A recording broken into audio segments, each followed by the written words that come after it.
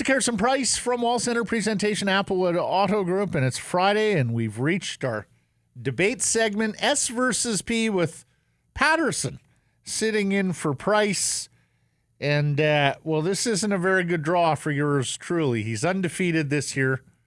He's got a non-conference win over me. He's thrashed Blake. Yeah, I think Blake needed the week off, or at least the day off today, quite frankly. Last week, you guys debated, will Elias Paterson sign a short or a long-term contract extension? Jeff, you beat him 65 to 35% on Twitter, and then just absolutely throttled him 41-13 on YouTube. So this is the juggernaut I'm up against here. And, of course, brought to you by LiUNA 1611, BC's Laborers Union. They have contractors looking for their members to hire today. Check out 1611.ca. LiUNA 1611 has your back. Today's question, we are asking, have the Canucks closed the gap on the Western Conference playoff teams? Jeff will be arguing yes. I will be arguing no. Mediator Tim Asfar presiding. 2 minutes per argument. And, of course, those of you who will vote, we ask that you set aside your personal biases, preconceived notions. We're asking you to evaluate arguments, not give us your opinion on the matter. J-Pat, you want to go first?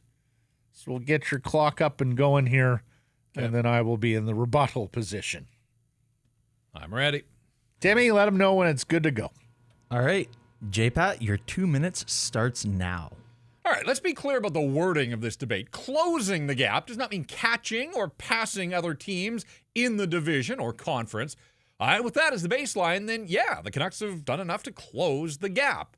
With their stars back and primed for another big season, the Canucks went out and insulated those stars with better depth through free agency, and in so doing, addressed key areas of need by bolstering the blue line and, in theory, improving their penalty kill. Now, Carson Soucy, Ian Cole, Teddy Bluger, most recently Pia Suter, they're not game breakers in and of themselves, but collectively, they can be game changers for a Vancouver team that was a disaster defensively, and so much of that was a porous penalty kill.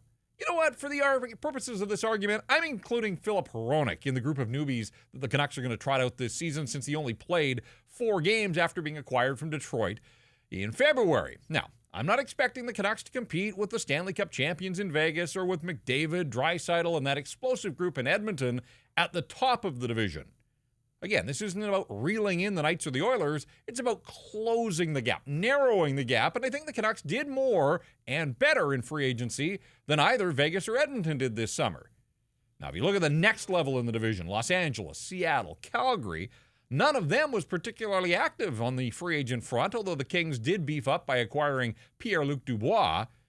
They had to give up assets, though, to get him. And I like the addition of Dubois, and I really like the Kings down the middle, but I do have questions about LA's goaltending with Phoenix Copley and Cam Talbot and David Rittich's insurance there behind the first two. So much of the Canuck equation is going to fall on the shoulder pads of Thatcher Demko. But I'm banking on a healthy and motivated Demko to provide the kind of goaltending that will thrive in a better environment in front of him.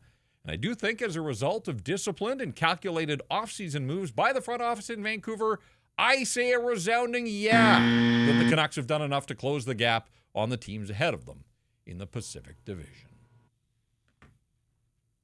All right, I bled over the... Very generous there, Mediator Tim. I hope your generosity 2 minutes, cuts give or both take. ways. All right, Timmy, let me know when it's my turn here, and we'll see if we can put a chink in the armor here of the champ. All right. Yeah, you are good to go, Matt. Well, if he's going to play word games, I will too. And, of course, in the great tradition of Blake Price, parsing everything that you put in front of him. The Canucks are closer, ER. They have not closed ED, the gap. Important distinction there. It's a big gap. 12 points, 6 wins. 5 teams to leapfrog. It took 95 points to make the Western Conference playoffs last year, 100 in the Pacific. So it's not like they just missed out. May not be the Grand Canyon. It's at least the Fraser Canyon they got to get across. Now, they've added bottom-end roster players. We can ask them to play up the lineup, of course. But here's the one thing that doesn't get said a lot. Bo Horvat's incredible first half last year and what he did on the power play. You're not going to be able to replicate that with Anthony Beauvillier.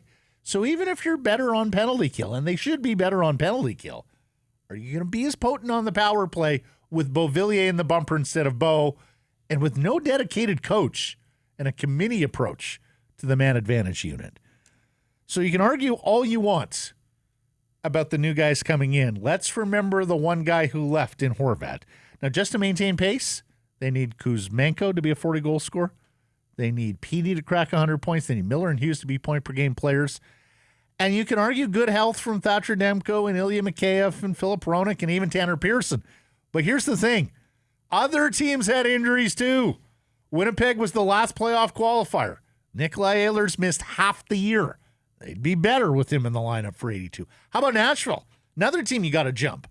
They missed their best forward, Philip Forsberg, for 35 games last year. Their best defenseman, Roman Josi, for 15 games. Look, there's evidence to suggest the Canucks are moving in the right direction and improving slowly, and we sure hope surely. But the key word there is slowly. Still going to take more time to dig out from the calamity of the Benning era and make the Stanley Cup playoffs. Oh, both ran a little long. All right, everybody, there you go. You got your arguments. We invite you to vote either on Twitter and on YouTube. And good luck, Jeff, but not sure he'll need it. This clip brought to you by LiUNA 1611, BC Laborers Union. Check out 1611.ca.